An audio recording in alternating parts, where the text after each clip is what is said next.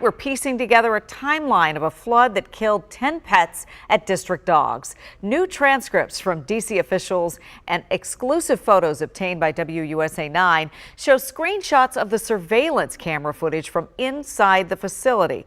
These are images we first showed you last night on the news at 11. It revealed waist-deep water, cages submerged. And tonight, our Rafael Sanchez Cruz is in the studio with some new information about those screenshots. Rafa? Yeah, that's right, Leslie. But before we get to those screenshots, I want to tell you that in the past hour and a half, DC and Fire and EMS has confirmed that all 10 dogs that died at the Canine Center were inside the lower levels of kennels, which is confirming speculations of those pet owners that I spoke to today, as well as employees that tell us that before the deadly flood, the cameras inside District Dogs were accurately time-stamped, and that the screenshots we're about to show you reflect what was going on in real time inside the business as floodwaters rushed in.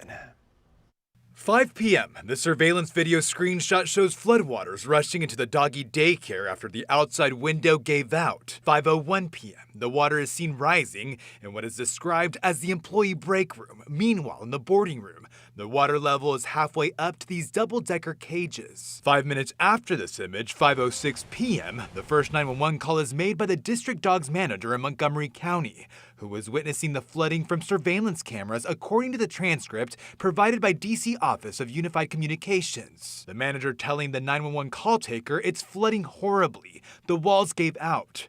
The area floods so bad all the time, it broke the wall. The whole building is going underwater right now. 3 minutes later, 5:09 p.m., the assistant manager makes a call from Prince George's County according to the OUC. She tells the call taker that she's also watching a camera and that people and animals are inside. The whole place, it looks like a swimming pool right now. It's like the third, fourth time we flooded. This time it's terrible. By 5:10, a dispatcher is heard in a radio clip calling the incident a water leak. For public assist at the District Dogs at 680 Rhode Island Avenue Northeast for a water leak. In a closed-door session, OUC Director Heather McGaffin said the dispatcher misspoke but did not call it a mistake. ANC Commissioner Colleen Costello, who lost her dog in the flood, calling the response unacceptable. I don't think she needs to admit it because we all know it. It's clear.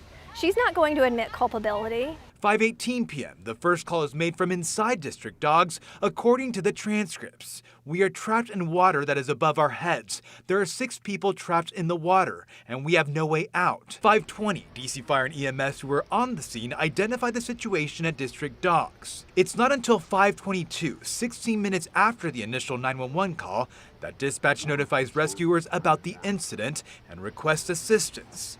And by 5:29, Fire and EMS confirm that they have entered the building and began rescues.